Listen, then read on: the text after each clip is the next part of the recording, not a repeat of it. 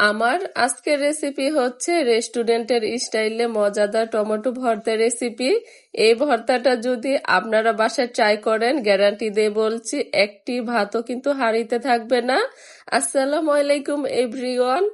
Tomato ভর্তাটা তৈরি করার জন্য এখানে আমি আধা কেজি পরিমাণ পাকা টমেটো নিয়েছি। চেষ্টা করবেন পাকা টমেটোটা নেয়ার জন্য, তাহলে কিন্তু ভর্তাটা খেতে খুবই বেশি ভালো লাগে। কিন্তু আমি 4 থেকে 5 কোয়া রসুনও নিয়েছি।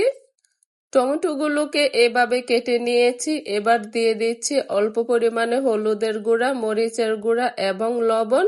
এবার ভালোভাবে হাত দিয়ে মেখে নিচ্ছি। এবার টমেটোগুলোকে ভেজে নিব। দিয়ে দিচ্ছি পরিমাণ মতো সরিষার তেল, আর অবশ্যই টমেটোগুলোকে দিয়ে চুলার আঁচ কমিয়ে তারপরে টমেটোগুলোকে ভেজে নিতে হবে। চুলার আঁচ বাড়িয়ে দিলে কিন্তু দ্রুত টমেটোগুলো পুড়ে যাবে, ভিতরে কিন্তু কুক হবে না। যে রসুনের কোয়াগুলো নিয়েছিলাম সেগুলো সাইড দিয়ে দিয়ে দিচ্ছি, ভাজা ভাজা হবে। আমি এই টমেটোগুলোকে প্রায় চুলার আঁচ কমিয়ে 10 মিনিট কুক করে নিয়েছিলাম। এবার উল্টিয়ে দিচ্ছি। এই পিঠও কিন্তু আমি 10 মিনিট আবারও ভেজে নেব। টমেটোগুলোকে উল্টে পাল্টে লাল লাল করে ভেজে নিয়েছি। আমি কিভাবে ভেজেছি আশা করছি দেখেই বুঝতে পারছেন। টমেটোগুলোকে ভেজেছি কিন্তু পুড়ে ফেলিনি, পুড়ে গেলে কিন্তু টমেটোর ভর্তার কালারটা সুন্দর আসবে না।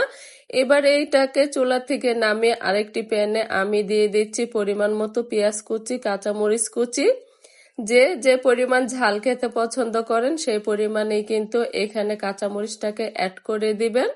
আর দিচ্ছি অল্প পরিমাণে সরিষার তেল। এবার চুলার আঁচ কমিয়ে সবগুলো উপকরণ হালকা ভেজে নিব।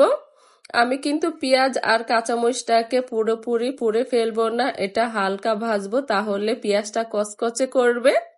রেস্টুরেন্টে কিন্তু ভর্তাটা এভাবে তৈরি করে থাকে। এইভাবে ভর্তাটা তৈরি করলে সেই ভর্তাটা সহজে নষ্ট হয় না। এবার সেই টমেটোগুলোকে অ্যাড করে দিব। যে রসুনগুলোকে ভেজেছিলাম সেই রসুনগুলোকে হাত দিয়ে একটু ম্যাশ করে দিয়েছি। এবার স্প্যাচুলা দিয়ে টমেটোগুলোকে ম্যাশ করে নিতে হবে। আপনারা চাইলে কিন্তু এই টমেটোগুলোকে হাত দিয়ে মেখে তারপরে কিন্তু সেম ভাবে এই ভর্তাটা তৈরি করে নিতে পারেন।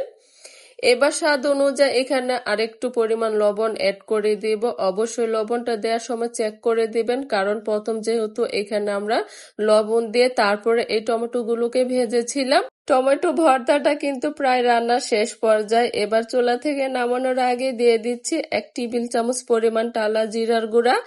এই জিরার গুঁড়াটা দিলে এই ভর্তাটা খেতে আরো বেশি ভালো লাগে। এবং দিয়ে দিচ্ছি পরিমাণ মতো ধনেপাতা কুচি। ধনেপাতা কুচিটাকে দিয়ে আর বেশি নাড়াচাড়া করব না, সাথে সাথে চুলা থেকে নামিয়ে নেব। এরই মাঝে তৈরি হয়ে গেল রেস্টুরেন্টের স্টাইলে দারুণ স্বাদের টমেটো ভর্তা। টমেটোর সিজনে অবশ্যই আপনারা বাসায় এই টমেটো ভর্তাটা ট্রাই করবেন। আলহামদুলিল্লাহ, খেতে কিন্তু দারুণ হয়েছিল।